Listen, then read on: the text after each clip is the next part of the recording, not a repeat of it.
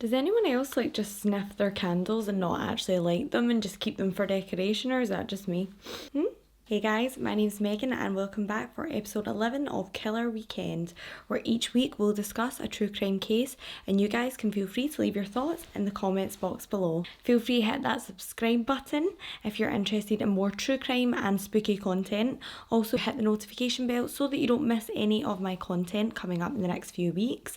We have a new episode starting on Wednesdays, so I will be uploading on Fridays as well as Wednesdays now. Also please follow me on Instagram at Megan True Crime if you're into anything Halloweeny, horror, anything creepy, and also follow me on TikTok at Megan.truecrime. I got this new chair and it's actually so bougie, like it's very expensive. I actually reminded myself there of that. Like those like bitchy sales girls in Pretty Woman, and Julia Roberts, like Vivian, she's like in the shop and she's wearing her wee hooker dress and it's all very sad. She goes in with the money and they're like, are you looking at this? Because it's very expensive, and they're so horrible to her. And she like leaves all sad with her little dress on. She's got her wee coat and she's like all sad. It's just not nice. Then later on in the film, she goes back in and she's like all rich and stuff because her husband's rich. And she's like, yeah girl, like I've got all the money now. And she's like, you work on commission? Big mistake. And the sales girls are just there like, bitch. So good. If you've not seen Pretty Woman, please go watch it because it's really good. In other news, has anyone else seen the sleepwalking woman on TikTok? Anyone? So this woman dreams herself up into these like scenarios. So in one of the clips, she's at a pool party in her mind and she's like running around the house, like grabbing snacks, grabbing drinks. She's like so hyped up, and she actually runs past the camera because she set up these cameras now because she knows she's doing it. And she has a bag of chips and like a tub of mayo in the other hand. And she's like just running about and her eyes are like so big and wide. You can just tell she's like so jacked up about this pool party. Honestly, now if you've not seen it, please go and watch her TikToks. They're hilarious. I'll pop the link in the description below because I can't actually think of her name off the top of my head, but I'll pop it. It's so funny. Like seriously, go watch it. So anyway, this week's case is a little bit different. It's a little bit creepier than most cases because no one quite knows what happened or why, and it's one of those ones that ventures into the world of, was it supernatural or was it a person? Everyone assumes that when you move into a new home, all you can do to keep yourself safe is, get the best security alarms that you possibly can, make sure you've got double glazing on all your windows, locks on all your doors, and that's pretty much as good as anyone can really do these days. But what if the threat was coming from inside the house, perhaps? What if someone was watching, waiting for every moment just to see if you would slip up so they could get into your home? And tonight's episode will discover just that in the case of the Watcher House.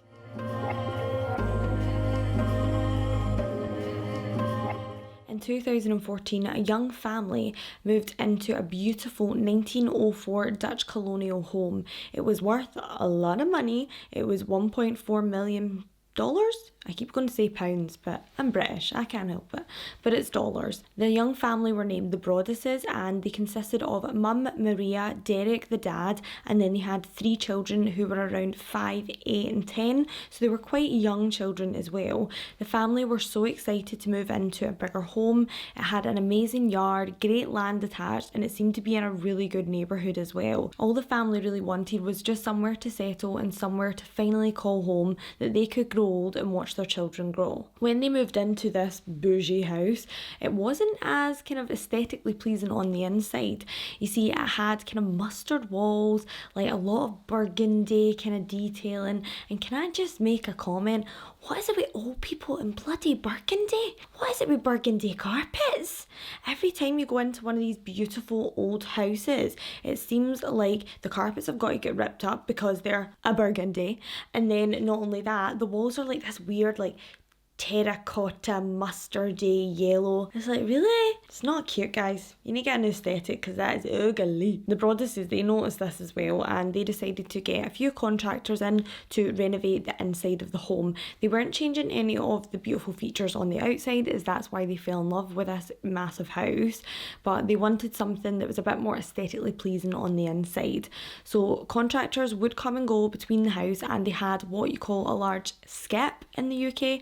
I don't know what you call it. It's like a massive trash can in the driveway, and they just put all the bits and bobs, all the old wooden furnishings from the inside that they weren't using. This did cause a couple of neighbours to kind of and eye roll, because it was the first kind of family who have moved in the street in a long time, and they did appear to be doing a few renovations on the interior of the house. Most of the neighbours though were quite friendly. They had people coming to the door just to have a little bit of a nosy and well-wishers and things like that. It's funny, in the UK that's like totally not a thing. Like even me and my partner, we live in a really nice area in a nice suburb, and no one goes to each other's doors. I don't know if that's like just something nice people do. Maybe we're not nice people, I don't know, but definitely it's never ever happened. I've never felt the need to go to the neighbour's house and give them like a gift basket or anything. And also, I'm not the best cook, so I think that would probably be an absolute insult if they got something I'd made. One night at 10 p.m, when Derek Broaddus, the dad, was in the house just kind of going through the rooms, seeing what was done that day after he'd finished his shift at work, he then went out to the mailbox and thought that he would pick up some of the mail. The family who had lived there before them were named the Woodses, and they had actually said that if any of their mail arrived, they were just to redirect it to their new address.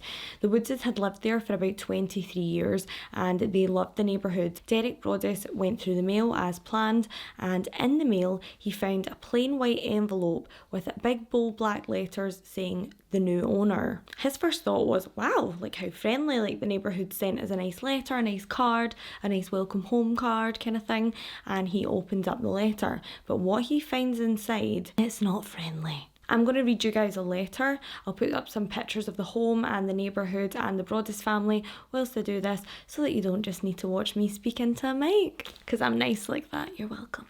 Dearest new neighbour at 657 Boulevard, allow me to welcome you to the neighbourhood. How did you end up here? Did 657 Boulevard call to you with its force within?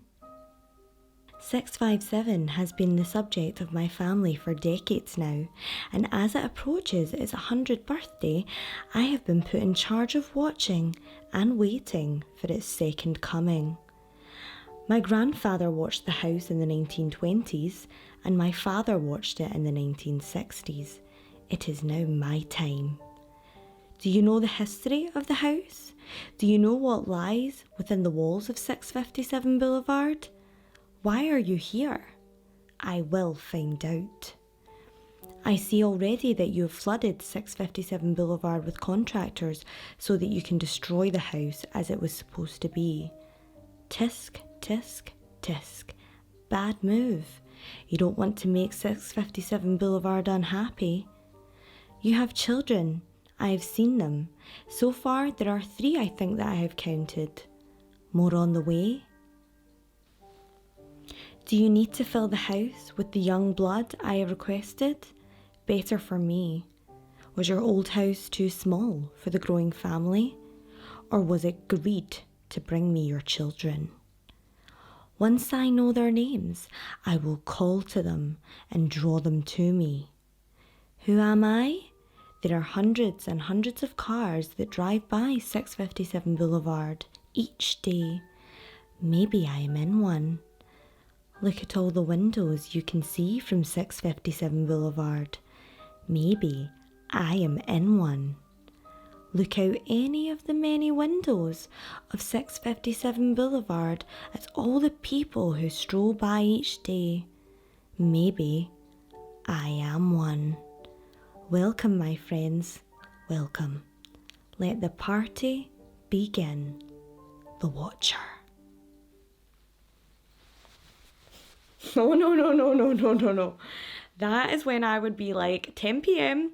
outside on the side of the street, Poor Derek, I would be crapping my pants. I would be like, oh, sorry, I have to go change my underwear now because that's just not okay. Derek himself then is petrified. He runs inside the house, starts switching off all the lights because he thinks someone's been watching him in the house and has perhaps put the letter inside the letterbox whilst he's been just having a look around, seeing the renovations. He then immediately calls the police. When he gets to the police station and shows them the letter that he's received, the policeman's first words are actually, "What the fuck is this?" Which is like a normal response I think anyone would see if they had this weird, almost Shakespearean letter talking about young blood and what's in the walls. I mean, what's in the walls? What is it? What is in the walls? That's what I want to know. The policeman asks, obviously, what enemies he may have. Is there anyone who may be disgruntled that they bought this house? And anyone who could be doing this as like a practical joke. Not really funny, but okay. Derek Broaddus says that there's no one he can think of who would do this or pull this kind of a prank. It's not funny. So therefore, the policeman can't really do anything. They try and track the letters and find out that they're being posted. There's also nothing really they can do because the letters have been typed on an old typewriter. There's not really a lot of chance of getting DNA off them, and they hope it's just a prank and tell Derek to let it go. Derek then takes the letters to his wife Maria and she is freaked out. She thinks it's bizarre. She doesn't really want to bring the children to the property, but as they work, she doesn't really have any other option. They're still trying to sell their old house, so luckily they were actually living in there at the time, but they have to come to the house to make sure the contractors are doing what they're saying they're doing and to make sure they're not just faffing off and things aren't getting done. The Broadduses don't really take the police's advice to just brush it off, which I can totally understand because I don't think anyone would if someone said they were going to call to their children in the night. Ugh. They then contact the family named the Woodsies who sold the Broadduses the house to ask them, what is this and have you ever experienced anything like this before? The Woodses then casually just slide in the fact that yes, they actually did receive a letter about a week before they moved out. Oh, that's convenient. Nice people. Just a little threatening letter and then you send them on in with their kids. So Derek Broaddus is understandably a little bit miffed. He finds it a wee bit awkward, the fact that they had a letter threatening and then they let them move in without even mentioning it. But the Woods family explain that it was just them two. Their kids had been long gone from the house and they never received any mention of children at all in the letter.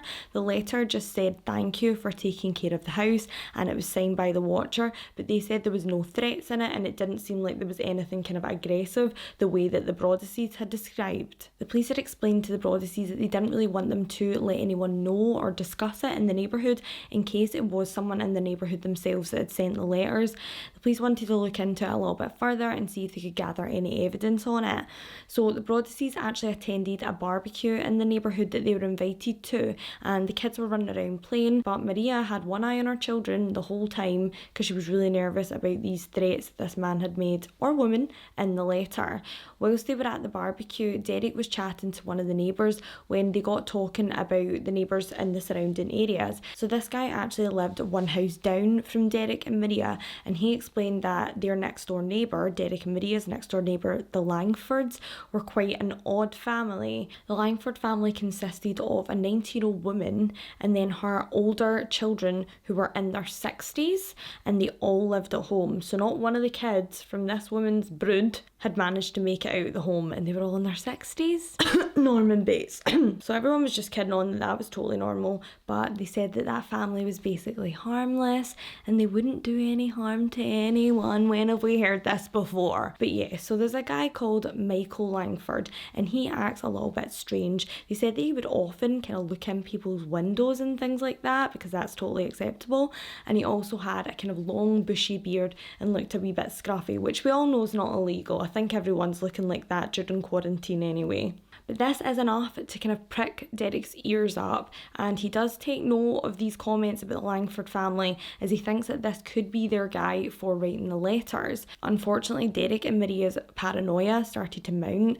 Whilst they had some guests over to the house from the neighbourhood, just looking at the renovations, you know, having a little look around, one of the couples actually mentioned the word young blood. She made the comment of, it will be nice to have some young blood in this neighbourhood again, and this kind of set a little bit of PTSD off in Maria, and she was really, really shocked about it. I think it was just one of those things, the couple were totally on edge about everything that was going on, and they didn't really know how to react to anything. Maria herself started feeling like she was constantly anxious, and she was always having to keep 2 eyes on her children at all times during the renovations. It was said that Maria could be heard screaming the children's names if they even went slightly out of earshot. Before any other letters started pouring into the Broaddus family, other things that were happening were quite odd as well. There was a sign from the construction company placed in the garden just advertising their construction company, and it had actually been ripped out the ground and thrown away across the other side of the lawn.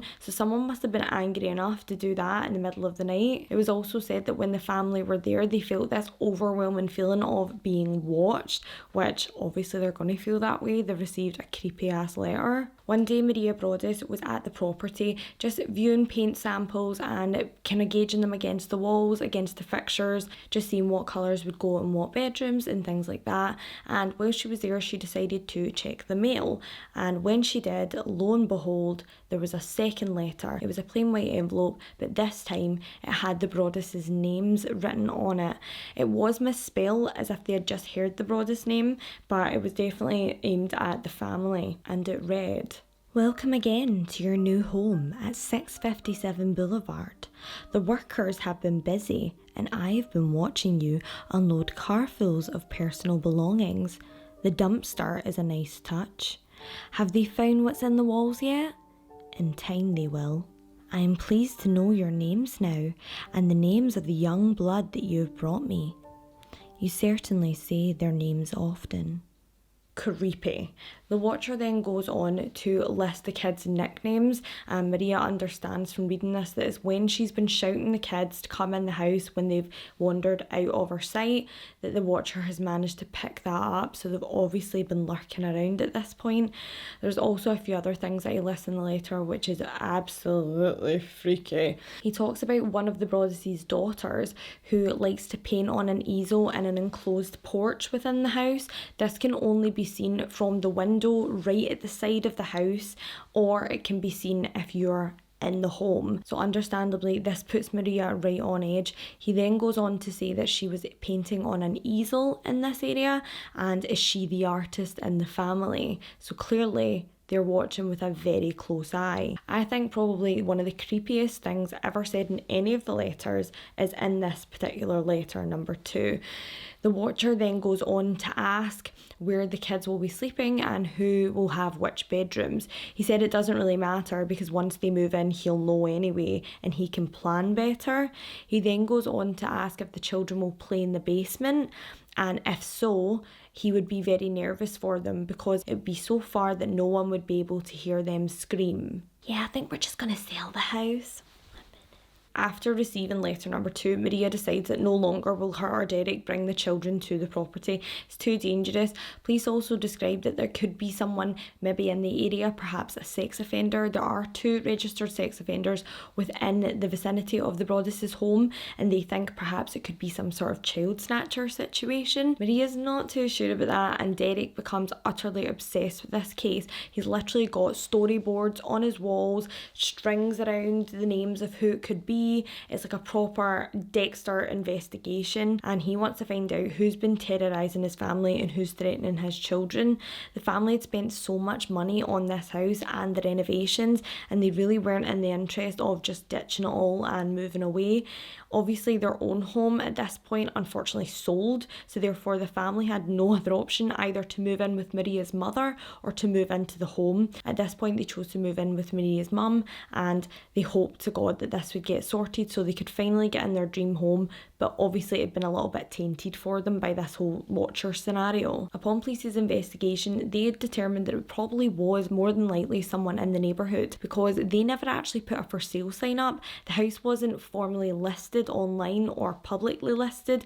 It was actually for private sale, so therefore no one, unless they were living in the neighbourhood at the time and had heard through word of mouth or actually knew the Woodses or the Broadduses, would have known that this this had been up for sale, so the letter to the new owner could have only been someone who knew. At this point as well, Derek and Maria are in constant contact with the Woodses, and they deny till they die that they never received any more letters apart from the last one, and they never thought to bring it up to anybody because it was really not important. They just threw it away. They definitely received more letters, but okay. When Derek was doing his own investigation, he actually went to the police and mentioned the weird neighbour that the other neighbour next door had mentioned, Michael Langford. He asked police if they could investigate Langford, but police actually made a weird revelation that they'd already interviewed Michael Langford before the second letter even arrived, because they already themselves thought he was a wee bit weird and thought he was quite a good suspect. But there was nothing really much they could do because Michael Langford denied all involvement, and without any proof they couldn't hold him on anything. The Broadduses then started looking at things like attack dogs, massive security systems, just so that they could keep the family safe. If need be, they had to move in. Obviously they were living in Maria's mother's house, but there was like 5 of them, so it must have got really cramped, and that's not even including Maria's mum and dad.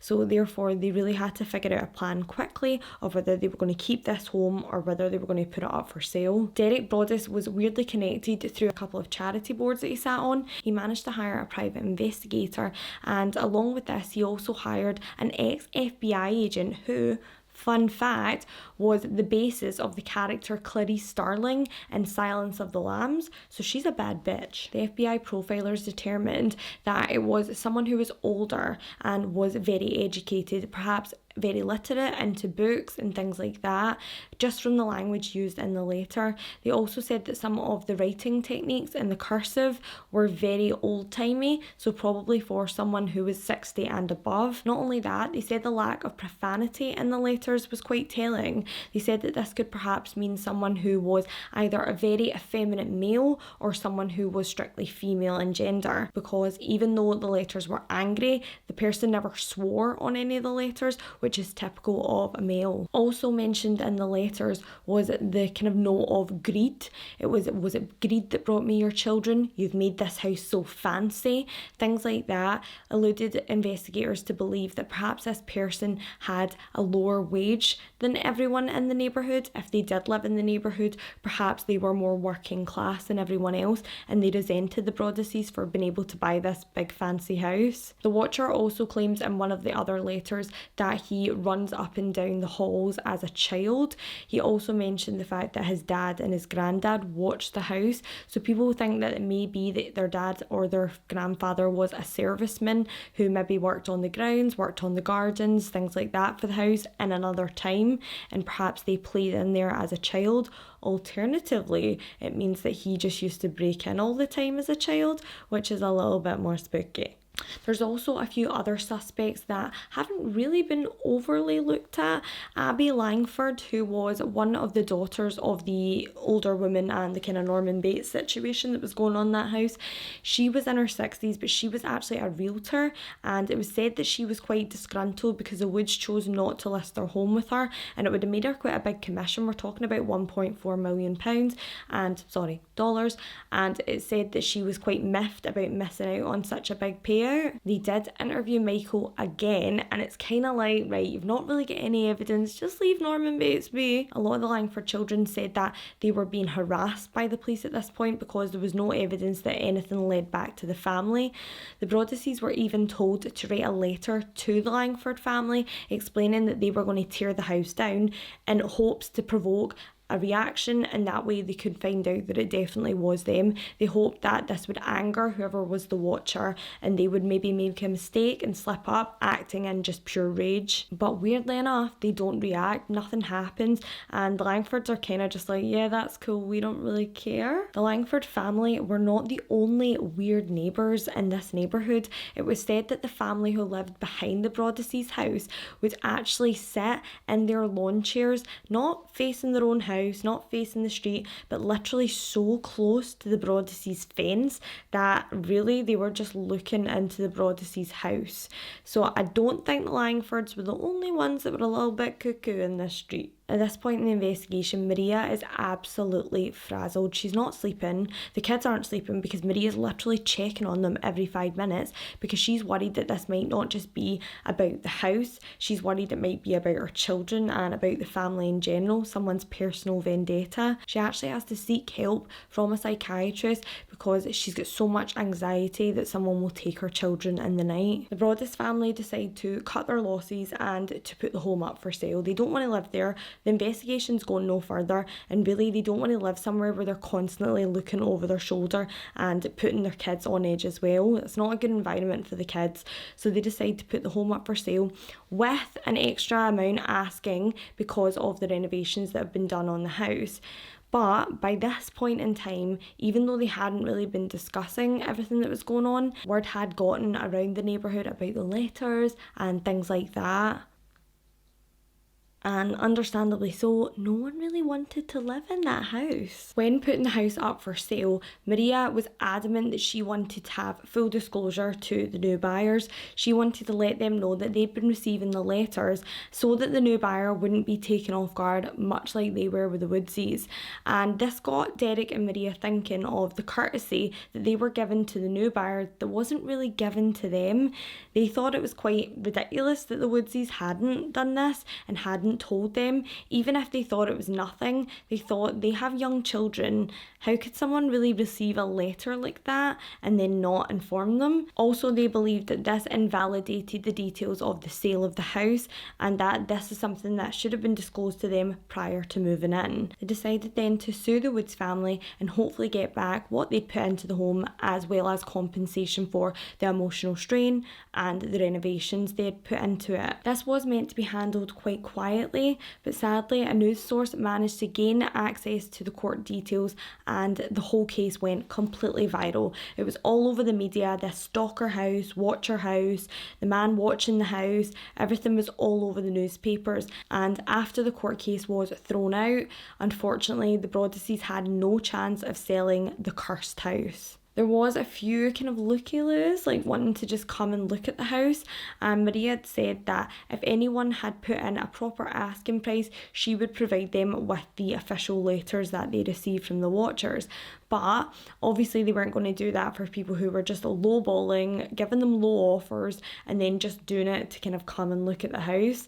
That was something that really annoyed the Broaddus family. There was a lot of opportunists, a lot of media people who just wanted to see the letters so they would kid on to be buyers. At this point, Maria and Derek decided to stick to a kind of asking price, and if it wasn't met, then they wouldn't receive the letters or any of the disclosed information. There was a few different theories kind of circling about the neighbourhood and with the police. Someone actually mentioned that it perhaps was a disgruntled mistress, that perhaps Derek had been cheating and it was a woman who had been scorned that was leaving the letters in the mailbox. I didn't really read any proof of that or proof that he'd been cheating on his wife, so this is completely speculation. The police managed to finally get the letter DNA tested because someone had clearly licked the slip to close the envelope over in the first place. When the DNA test came back, it proved that it wasn't Abby Langford, the realtor next door of the Langford family, and it wasn't any other female in the family. However, we do not know whether the old woman, the 90-year-old mother, was tested for the DNA. So there's that. Not long after the DNA test came back negative for Abby, the police told the Broadduses that the Langford family would be completely ruled out and there was nothing they could really do to take it from there. So this might show that perhaps it was the older woman in the Langford family, perhaps it was Mrs. Langford, and she's a 90-year-old woman. What are they going to do? Put her in jail? This has never been confirmed, but a lot of people do speculate that this is perhaps the reason why there's never been anyone found for this. After years of failing to sell the house as one large lot, the Broadduses decided they were going to split the house into 2 separate apartments and renovate it that way and advertise it as 2 different homes. They had to apply for permission for this because the neighbourhood council had say in the aesthetics of everyone's homes. But when they applied for this, the council said that the house was 3 feet out of the regular measurements for this kind of thing, and they completely denied by the Broaddus' request. The Broaddus then went on to sue the neighbourhood council because they angrily found out that a couple had actually applied for something very similar a few years before, and their measurements did not even come close to meeting the requirements, and therefore they were still granted it. So the Broaddus were really angry and felt like this was just a personal vendetta against them from the neighbourhood. And you know what? I bet they were quite right, because it was probably one of those neighbourhoods that... Sorry, my dog just sat at the top of the stairs and like made a really loud noise. Oh, I shit my pants. So anyway, the Broaddus were probably quite right, because at this point they had brought a lot of negative media attention to the neighbourhood. There was apparently some nutter running about there writing letters threatening kids. It also brought up the fact that there were sexual offenders in the neighbourhood, and it just made the place not seem that safe or innocent as it once was. It was kind of deteriorating other people's home values as well. A lot of people were understandably really reluctant to move into that neighbourhood when they knew that the watcher could be watching their house as well. This really angered a lot of the neighbours, and probably was the main reason why this wasn't granted for the Broaddus. The case, unfortunately, much like that of the Woods' case, was thrown out of court, and the Broaddus then had to foot the bill for the house and just hope that someone would eventually buy it. Around this same kind of time, a young woman came forward and said that her boyfriend was acting a little bit suspicious. He played a video game religiously, and he played a character called the Watcher. His family, he lived with them, and they only stayed a couple of doors down from the Broaddus family. The police thought this was quite a good lead. It was a better lead than what they'd had in months, and they decided to interview this young man. However, he failed to turn up for his first interview, and then when police tried to contact him again, he never got back to them. But then they never really chased that up either, so say it with me now. Small town police, yes! After a few years of being on the market, the house did finally go up for rent to a young man. He was happy to live in the house by himself. He wasn't really bothered about the stories, and he felt like it was more aimed at the Broadduses and it wouldn't affect the new homeowners. The man who moved in eventually said that he did receive another letter. It said that the third letter and the fourth letters were the most aggressive letters. There's actually never been any excerpts released from the fourth letter. It was said to be that horrible. And at this point, the Broaddus family had completely moved out. So it makes no sense as to why it was still aimed at them, and this person's rage was still aimed at them. It's unknown whether once they moved out, if the renovations kept taking place. I very much doubt it. They wouldn't really pay for renovations just to have someone rent it, and I think they got enough of a fright that they never wanted to go back to that neighbourhood again. The fact that that final letter was meant to be the worst one yet, and it's never been released any details from it, does make you wonder if it was more about the family as a whole than the home itself, because they're not living in the home, and it was addressed to the Broadduses.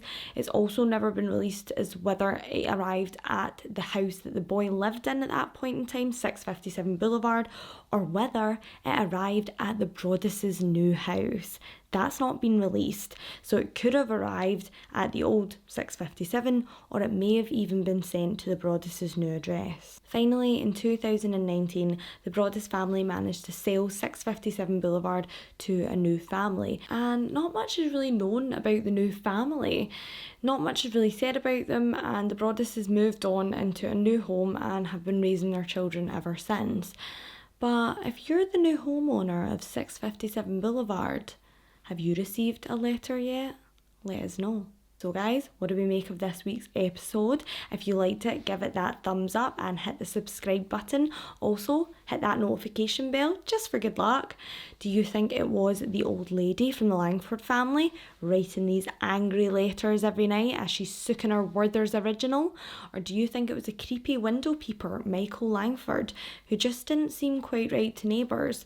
Another theory is that it perhaps could have been the Broaddus family themselves. They got themselves in so much debt with the new renovations of the home that they couldn't possibly afford it. They thought this wild story would get them a movie deal, and that maybe they would be able to move out and make some extra money. I don't really know what I think. I'm not really sure. There's also some people who say, could it be a supernatural kind of thing? I very much doubt that. I don't really think Hemingway's up there writing letters to the Broaddus family just to get them to move out. It seemed like someone was really, really angry. I think even creepier is the kind of old-timey message to it, and probably we'll never find out who actually wrote those letters. What do you think? What do you think happened? Do you think it was one of the people we've listed, or do you think it was a complete stranger? Do you think it was the random boy who likes to play the game as the Watcher and his girlfriend dobbed him in? Who was it? Why didn't he come in for his interview at the police station?